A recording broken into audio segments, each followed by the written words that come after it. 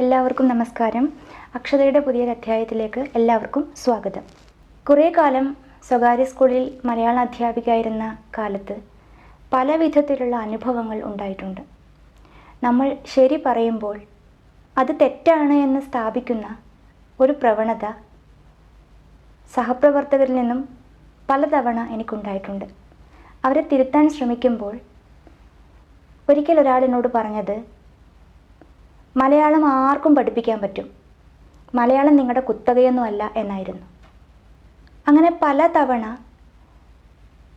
മലയാളം ആർക്കും പഠിപ്പിക്കാൻ പറ്റും, ഇതൊരു തമാശ പോലെ പലയിടങ്ങളിൽ നിന്ന് ഞാൻ കേട്ടിട്ടുണ്ട്.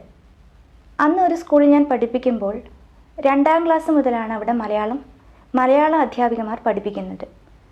1ാം ക്ലാസ്സിൽ ക്ലാസ് ടീച്ചേഴ്സ് തന്നെയാണ് മലയാളം പഠിപ്പിക്കുന്നത്. വലിയ കാര്യമായിട്ടൊന്നുമില്ല, അക്ഷരമാല പരിചയപ്പെടുത്തും.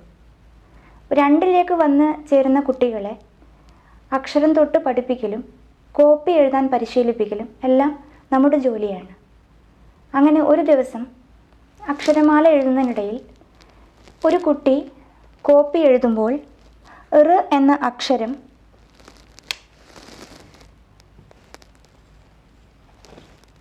ഇങ്ങനെ എഴുതുന്നത് കണ്ടു. കുട്ടിയോട് അത് മായ്ക്കാനും അതല്ല, അത് ശരിയല്ല,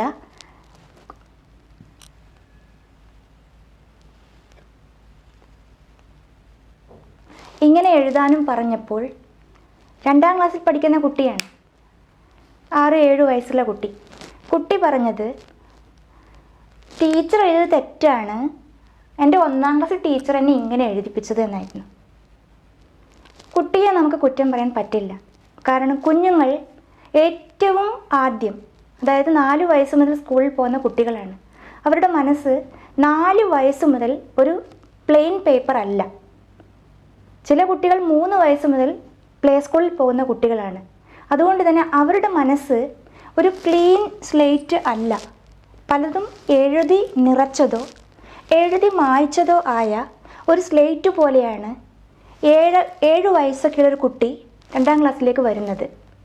അതുകൊണ്ട് തന്നെ ഒന്നും എഴുതാത്ത ഒരു ക്ലീൻ സ്ലേറ്റിൽ നമുക്ക് എന്തെങ്കിലുമൊക്കെ എഴുതാൻ വളരെ എളുപ്പമാണ്. എന്നാൽ തെറ്റോ ശരിയോ പല അക്ഷരങ്ങളും എഴുതിയും മായ്ച്ചും പരുവപ്പെട്ട ഒരു മനസ്സിലേക്ക്, ഒരു സ്ലേറ്റിലേക്ക് നമ്മൾ പുതുതായി എന്തെങ്കിലും പറയുമ്പോൾ അവർ പെട്ടെന്ന് അത് സ്വീകരിക്കണമെന്നില്ല. പ്രത്യേകിച്ച് കുട്ടികളാണ്. പിള്ള മനസ്സിൽ കള്ളമില്ല, അവർക്ക് മനസ്സിൽ തോന്നിയത് അവർ പറയും. അപ്പോൾ കുട്ടി പറഞ്ഞത്, എൻ്റെ 1ാം ക്ലാസ്സിൽ പഠിപ്പിച്ച ടീച്ചർ പറഞ്ഞതേ ഞാൻ ചെയ്യുള്ളൂ, ടീച്ചർ, അതായത് ഞാനിപ്പോൾ പറഞ്ഞു കൊടുക്കുന്നത് തെറ്റാണ്, ഇത് അവൾക്ക് അംഗീകരിക്കാൻ വയ്യ, അവളെ സംബന്ധിച്ച് ഇതാണ് ശരി. അവൾ കൈകൊണ്ട് എഴുതുമ്പോൾ ഞാൻ ശ്രദ്ധിക്കുകയായിരുന്നു, അവൾ ആദ്യം 8 എഴുതും പോലെ എഴുതിയിട്ട് പിന്നെ പെൻസിൽ കൊണ്ട് ഇങ്ങനെ മായ്ച്ച് ഇതിങ്ങനെ ആക്കുകയാണ് ചെയ്യുന്നത്. കുട്ടി എഴുതുകയല്ല ചെയ്യുന്നത്, കുട്ടി വരയ്ക്കുകയാണ് ചെയ്യുന്നത്. അതാണ് ഏറ്റവും ശ്രദ്ധിക്കേണ്ട കാര്യം. കുട്ടി 8 എഴുതും പോലെ എഴുതിയിട്ട് ഇത് ഇവിടുന്നും മായ്ച്ച് പിന്നെ ഇതിങ്ങനെ ഇവിടെ വരച്ചു കൂട്ടുകയാണ് ചെയ്യുന്നത്. അക്ഷരം ഒരിക്കലും വരച്ചു കൂട്ടേണ്ട ഒരു പടം അല്ല. അത് ഒറ്റ സ്ട്രെച്ചിൽ, നമ്മൾ പണ്ടൊക്കെ നമ്മളെ കുട്ടിക്കാലത്തൊക്കെ മണലിലാണ് എഴുതുന്നത്. മണലിൽ എഴുതുമ്പോൾ നമ്മുടെ വിരൽ പൊള്ളും, വിരൽ നോവും. എന്നാൽ പോലും മണലിൽ നിന്ന് നമുക്ക് കൈയെടുക്കാൻ പറ്റില്ല. ഒരേ ഇതിൽ എഴുതി നിർത്തുകയാണ് ചെയ്യുന്നത്. പിന്നീട് ഞാൻ പല കുട്ടികളുടെയും ശ്രദ്ധിച്ചപ്പോൾ അവർ പല അക്ഷരങ്ങളും വരയ്ക്കുകയാണ് ചെയ്യുന്നത്. ഴ എന്നത് ഒരു കുട്ടി എഴുതുന്നത് ഞാൻ കണ്ടു. ആദ്യം കുട്ടി ഇങ്ങനെ ആക്കുന്നു, കുട്ടി വരയ്ക്കുകയാണ് ചെയ്യുന്നത്. പിന്നീട് കുട്ടി ഇങ്ങനെ കൊണ്ടുവന്ന് ഇങ്ങനെയാക്കി. നമ്മുടെ മലയാള അക്ഷരങ്ങൾക്കൊരു പ്രത്യേകതയുണ്ട്, അത് വർത്തുളാകാരമാണ്. എല്ലാ അക്ഷരങ്ങൾക്കും ഒരു വർത്തുളമായ ഒരു ആകൃതിയുണ്ട്, ഒരു വൃത്തമാനമാണ് നമ്മുടെ അക്ഷരങ്ങളെല്ലാം. വളരെ ഉരുട്ടി എഴുതുക. പണ്ടൊക്കെ നമ്മളെ മാഷന്മാർ, നമ്മളെ ടീച്ചർമാർ നമ്മൾ ചരിച്ചോ വളച്ചോ എഴുതിയാൽ പറയും ഉരുട്ടി എഴുതുക എന്ന്.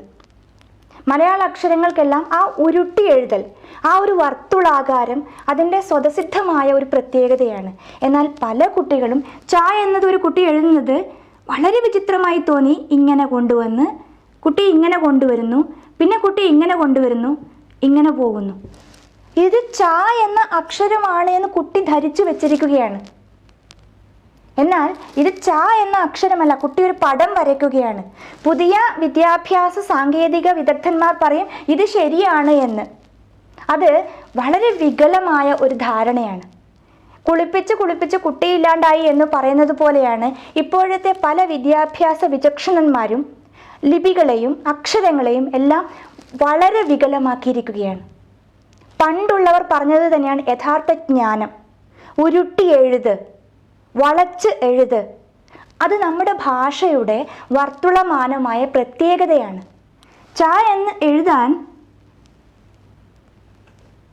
നമ്മൾ പെൻസിൽ എടുക്കുന്നില്ല, കടലാസിൽ നിന്ന് കൈ മണലിൽ നിന്ന് എടുക്കുന്നില്ല, ഒരേ ആയത്തിൽ തന്നെ എഴുതി നിർത്തുകയാണ് ചെയ്യുന്നത്. അതിനൊരു വർത്തുളമായ ഒരു ആകൃതിയുണ്ട്. അതുപോലെ ഇറ് എന്ന് എഴുതുമ്പോൾ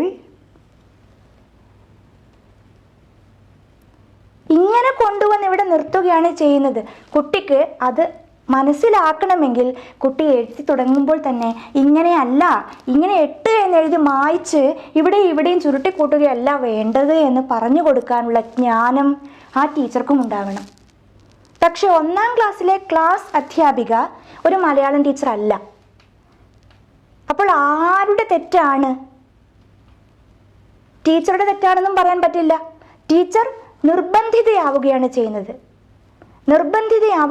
ഇത് സ്വകാര്യ സ്കൂളുകൾ പലപ്പോഴും പണം ലാഭിക്കുവാൻ വേണ്ടി, എല്ലാ സ്വകാര്യ സ്കൂളുകളും അല്ല ഞാൻ പറഞ്ഞത്, ചില സ്വകാര്യ സ്കൂളുകളെങ്കിലും പണം ലാഭിക്കുവാൻ വേണ്ടി മലയാളം അധ്യാപകരുടെ പോസ്റ്റുകൾ വളരെ ലിമിറ്റഡ് ആണ്, വളരെ ചുരുക്കമാക്കി മാറ്റും. എന്നിട്ട് അവർ പറയുന്ന ഒരു ന്യായമാണ് മലയാളം ആർക്കും പഠിപ്പിക്കാൻ പറ്റും. നമ്മൾ എന്തെങ്കിലും ചോദിക്കാൻ പോയാൽ എനിക്ക് എൻ്റെ ജീവിതത്തിൽ നേരിട്ട് ഉണ്ടായ അനുഭവമാണ്. നിങ്ങൾ ആരാ? മലയാളത്തിലെ വലിയ വിദുഷിയോ? മലയാളം ആരുടെയും കുത്തകയൊന്നും അല്ല. മലയാളം ആർക്കും പഠിപ്പിക്കാൻ പറ്റും.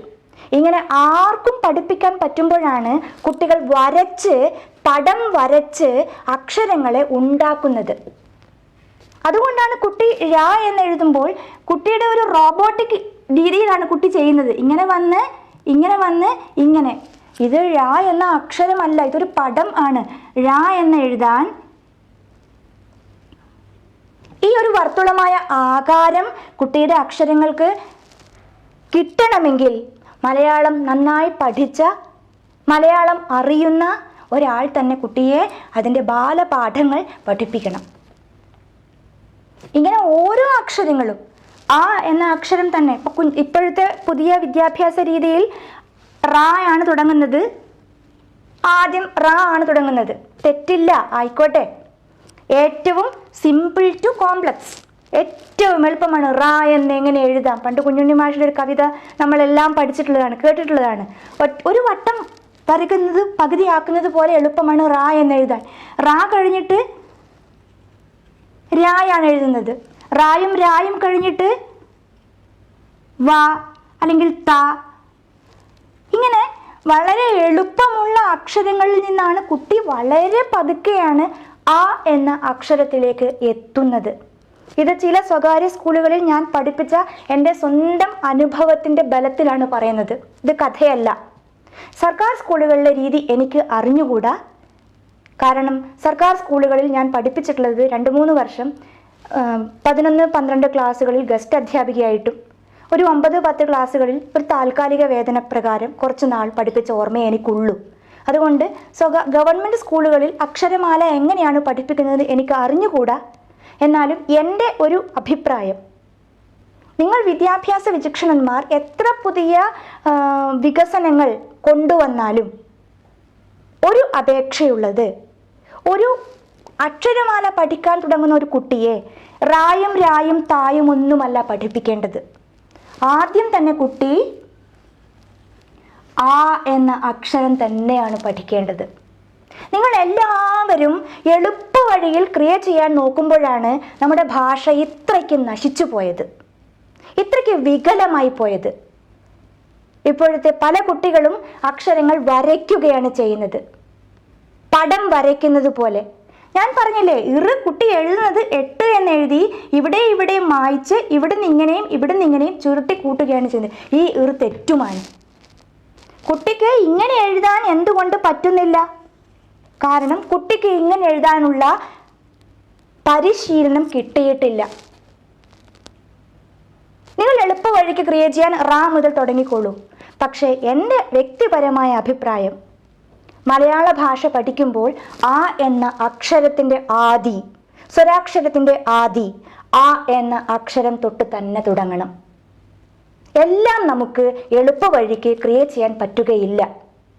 അങ്ങനെ എളുപ്പ വഴിക്ക് ക്രിയേറ്റ് ചെയ്യുന്നത് കൊണ്ടാണ് ഈ പുതിയ കുട്ടികൾക്ക് മിക്കവാറും എല്ലാ അക്ഷരങ്ങളും അവർ വരച്ച് മായ്ച്ച് ഒരു റോബോട്ടിക് രീതിയിൽ ചതുരാകൃതിയിൽ പടച്ചു വെക്കുന്നത്. കുട്ടികളുടെ കുറ്റമല്ല. മിക്കവാറും 4 വയസ്സ് 5 വയസ്സ് മുതൽ തന്നെ അവർ പെൻസിലും കടലാസും പരിചയപ്പെടുന്നവരാണ്. എഴുതാനുള്ള സാങ്കേതികതകൾ അനുഭവിക്കുന്നവരാണ്, അറിയുന്നവരാണ്. അവർക്ക് നല്ല രീതി തുടക്കത്തിലേക്ക് കിട്ടുകയാണെങ്കിൽ അക്ഷരമാലയുടെ ആ മുതൽ റാ വരെയാണ് തുടങ്ങേണ്ടത്. നമ്മൾ അങ്ങനെയാണ് പഠിച്ചത്. റാ നമ്മൾ പഠിക്കുന്നത് ഏറ്റവും അവസാനമാണ്. അക്ഷരമാലയിലെ അവസാനത്തെ അക്ഷരമാണ് റാ. ഇത് തല കുത്തനെ ആക്കുകയാണ് ചെയ്യുന്നത്. ഈ തല കുത്തനെ ആക്കൽ വിദ്യാഭ്യാസത്തിലെ വികസനം എന്ന് കരുതി പലരും ചെയ്യുമ്പോൾ അത് അക്ഷരാർത്ഥത്തിൽ അക്ഷരമാലയെ നശിപ്പിക്കുകയാണ് ചെയ്യുന്നത്. നമ്മൾ അവസാനമാണ് റാ എന്ന അക്ഷരം പഠിച്ചത്. ആ, ഇ, ഉ, ഊ, ഇർ, എ, ഐ, ഓ, ഔ, അം, ആ സ്വരാക്ഷരങ്ങളെല്ലാം പഠിക്കുന്നു. പിന്നെ വർഗാക്ഷരങ്ങൾ പഠിക്കുന്നു. ക, ഖ, ഗ, ഘ, ങ ഇതെല്ലാം പഠിച്ച് 25 വർഗാക്ഷരങ്ങളും പഠിച്ച് അതിനുശേഷം യ, ര, ല, വ, ശ, ഷ, സ, ഹ, ള, ഴ, റ ഒടുവിലത്തെ അക്ഷരമാണ് പുതിയ സാങ്കേതിക വിദ്യ പ്രകാരം കുട്ടികൾ ആദ്യം പഠിക്കുന്നത്. എന്തിനാണ് എല്ലാം ഇങ്ങനെ എളുപ്പത്തിൽ കോരി ഒഴിച്ചു കൊടുക്കുന്നത്? ഈ എളുപ്പത്തിൽ ക്രിയേറ്റ് ചെയ്യാനുള്ള ഈ ടെക്നിക്കാണ് ഇന്നത്തെ കുട്ടികൾക്ക് എല്ലായിടത്തും എളുപ്പത്തിൽ കിട്ടണം. അങ്ങനെ എളുപ്പത്തിൽ കിട്ടുന്നതല്ല. സ്കൂള് കഴിഞ്ഞ് അവർ ജീവിതത്തിലേക്ക് ഇറങ്ങുമ്പോൾ അവരെ ആരും സ്പൂൺ ഫീഡിങ് ചെയ്യാനില്ല. അവരുടെ ജീവിതം അവർ തന്നെ ജീവിക്കണം. അവിടെ അവർക്ക് ആരും ഒന്നും എളുപ്പത്തിൽ കോരി കൊടുക്കുവാനില്ല. അപ്പോഴാണ് മുഴുവൻ A+ കിട്ടാത്ത ഒരു കുട്ടി ജീവിതം അവസാനിപ്പിക്കേണ്ടി വരുന്നത്. ഒന്നോർത്താൽ, നമ്മൾ പഠിച്ച ആ കാലത്ത് ചിട്ടയോടും വ്യവസ്ഥയോടും കൂടി പഠിച്ചിരുന്ന പല രീതികളും കുത്തഴിഞ്ഞ ഒരു പുസ്തകം പോലെ ജീർണാവസ്ഥയിലേക്ക് എത്തിക്കുക മാത്രമാണ് പുതിയ രീതി എന്ന് പറയുന്ന വിദ്യാഭ്യാസ സമ്പ്രദായം തുടങ്ങി വച്ചിരിക്കുന്നത്. അത് അക്ഷരമാലയുടെ തകർച്ച മുതൽ എല്ലാവർക്കും മലയാളം പഠിപ്പിക്കാം എന്ന രീതിയിൽ മലയാള ഭാഷയുടെ ജീർണതയ്ക്ക് കാരണമാകുന്ന രീതിയിലുള്ള പ്രസ്താവനകൾ പലപ്പോഴും ഞാൻ നേരിട്ട് കേട്ടതാണ്. അങ്ങനെ ചെയ്യരുത്, അങ്ങനെയല്ല ചെയ്യേണ്ടത്, അങ്ങനെയല്ല എന്ന് പറയുമ്പോൾ മലയാളം നിങ്ങളുടെ കുത്തകയൊന്നുമല്ല. ഈ ആക്ഷേപം ഞാൻ വർക്ക് ചെയ്ത മിക്കവാറും എല്ലാ സ്വകാര്യ സ്കൂളുകളിലും ഞാൻ കേട്ടിട്ടുണ്ട്. ചിലയിടത്ത് പ്രതികരിച്ചപ്പോൾ തൊഴിൽ നഷ്ടപ്പെട്ട് പുറത്തേക്ക് പോവേണ്ടി വന്നു. ചിലയിടങ്ങളിൽ മൗനം പാലിച്ചു. അതുകൊണ്ട് ഒരു അപേക്ഷ, വിദ്യാഭ്യാസ വിചക്ഷണരോട് ഒരു അപേക്ഷ, എളുപ്പത്തിൽ ക്രിയേറ്റ് ചെയ്യാനുള്ള ഒന്നല്ല ജീവിതം. ഏറ്റവും ബുദ്ധിമുട്ടുള്ളത് അവർ ആദ്യമേ പഠിച്ചതുകൊണ്ട് എന്താണ് തെറ്റ്?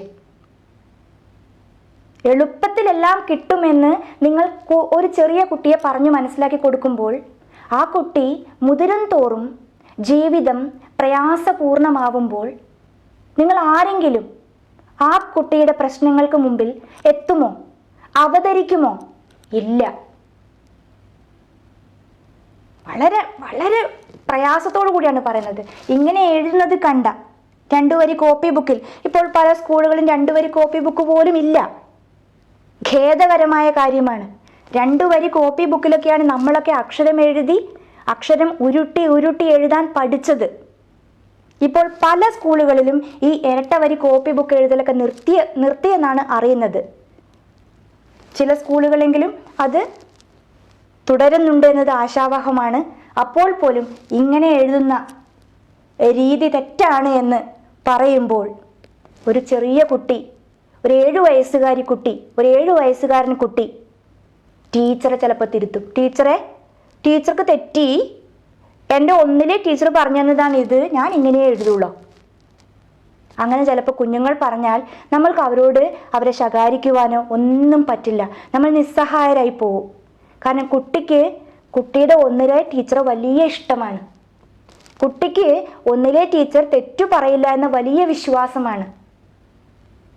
അതിനാൽ ദയവു ചെയ്ത് കുഞ്ഞു മനസ്സിൽ തെറ്റ് പഠിപ്പിക്കാതിരിക്കുവാനുള്ള ഔചിത്യമെങ്കിലും കാണിക്കുക എന്ന ഒരു അപേക്ഷ ഉണ്ട്.